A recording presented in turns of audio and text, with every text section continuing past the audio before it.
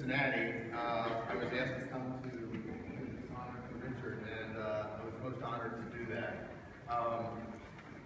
Richard was very difficult to talk to when I was asking him some things about himself. Part of it is modesty, which I think is also part of his whole mantra. So let me ask you this question. How many of you do not know Richard personally? So what I'd like to do is challenge you during the dessert time to go up to Richard and meet him. And I guarantee you, in one way or another, he's going to enrich and impact your life. You may become a volunteer. Richard, as already stated, is very special to FJMC, special to your region. And one thing that hasn't mentioned, he's special to all of conservative Judaism because of the programming and implementation and the ideas that he's brought to the table. The word that describes Richard to me is passion. And he lives by this motto: anything that is worth doing is worth doing in excess. He's very creative this way, and he has also a theory. He calls it the theory of maximum inefficiency. It is more important to involve many people at the expense of efficiency. Think about that. Think about that. If you can get a lot of people involved, eventually you're going to get something done. Richard's humble, he's creative, he's innovative, organized, he's detailed. Many times Richard works behind the scenes without wanting anything in return. And he implements things amazingly, to the point that when he's finished, everyone around him feels better. And I've worked with him for the last 4 years because he's made me feel better as a person. We've worked together, as I said, for 4 years on some special initiatives. First one was, is currently a newsletter that we write called Health, Wealth, and Retirement. And if anyone's interested in getting that, we're getting a large following, it's growing. We write a newsletter every year, every other week, on a health tip and on a wealth tip. And it's been very exciting. And that's led up to convention, where we put on the last 2 conventions, the Wealth Management Conference. And it's getting progressively more attendance, and we're hoping to make it part of convention and not a separate part at the next convention. And the last one is called My Family Conversations, that David alluded to. That's been our new baby. It's very exciting. We've been working very hard on it. Larry Glazer from Temporal Manual and Paul Davidson from Sharon are working on that with us, along with Aaron Altman, and it's to hopefully bring families together, a greater unity, so families can talk out issues within the family and hopefully create family values along the whole family line. I'd be remiss if I didn't talk about Richard's amazing family life just a little bit. He's left a terrific legacy to his children and to Lillian, but most important, he loves sailing, as everyone has stated. I will not go sailing with him because I cannot sail parallel to the water without getting sick. But he races every weekend during the winter down in Florida or down in the Caribbean, and Richard is he's left that legacy to his children. One of his daughters sailed for the Stanford sailing team. I then asked Richard about a brush with greatness. And in his modest way, he said Rabbi Simon, and he said of many of you. He mentioned their names. So I had to go outside that aspect of Richard and talk to some other people. And found out that one of Richard's close friends sat on a lap of Albert Einstein. And today he has a picture of Albert Einstein in his house. And then I asked Richard, give me one thing that no one knows about you. He wouldn't do that. So again, I had to do a little research. Richard is a closet Hershey Kisses eater.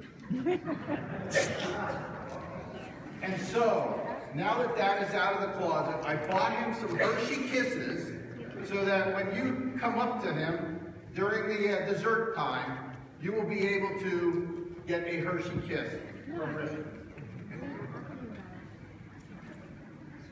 So, once again, please go up and introduce yourself to Richard, and I promise you, he will tell you something that will change your life. With that, I'm proud and honored to present Richard with the Richardly Deserved Award.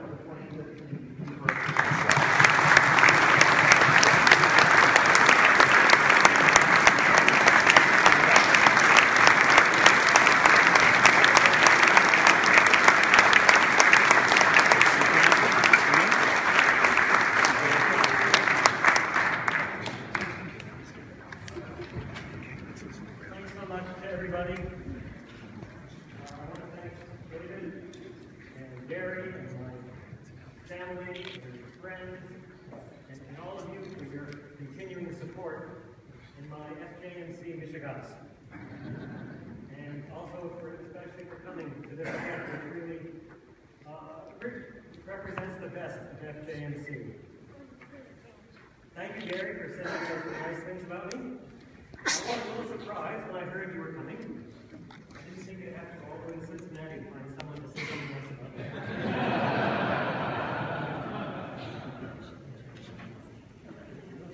Gary is a real man, and an amazing visionary and leader. We're blessed that he has found FJMC as his primary after-work place. I want to express my appreciation for all the people in my club, the region and international.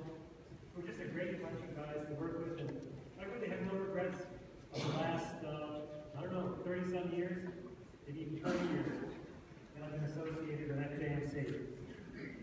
And I could not have done this without the active, very active support of my wife at 45 years old.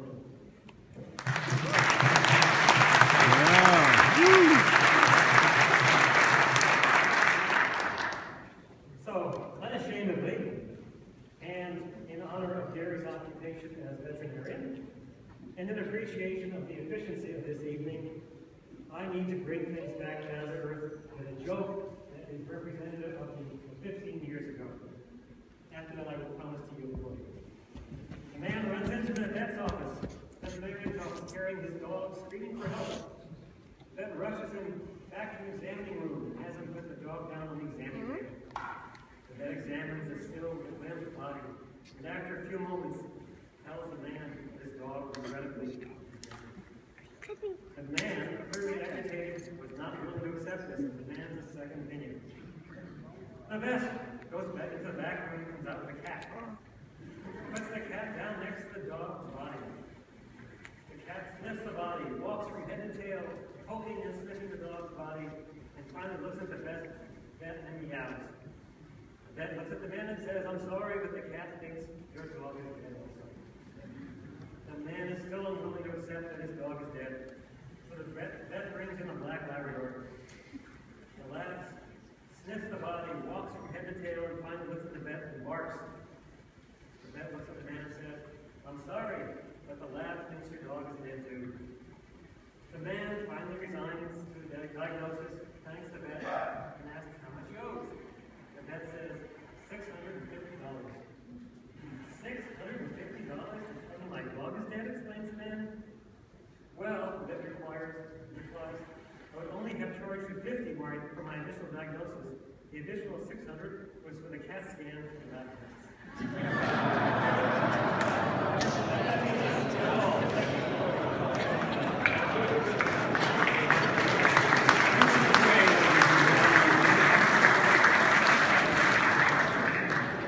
But before, we actually do have an award David wanted to present.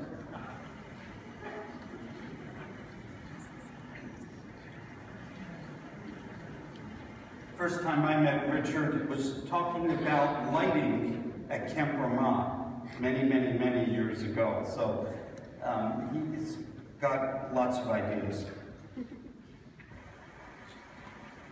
The Keeper of the Flame Award was created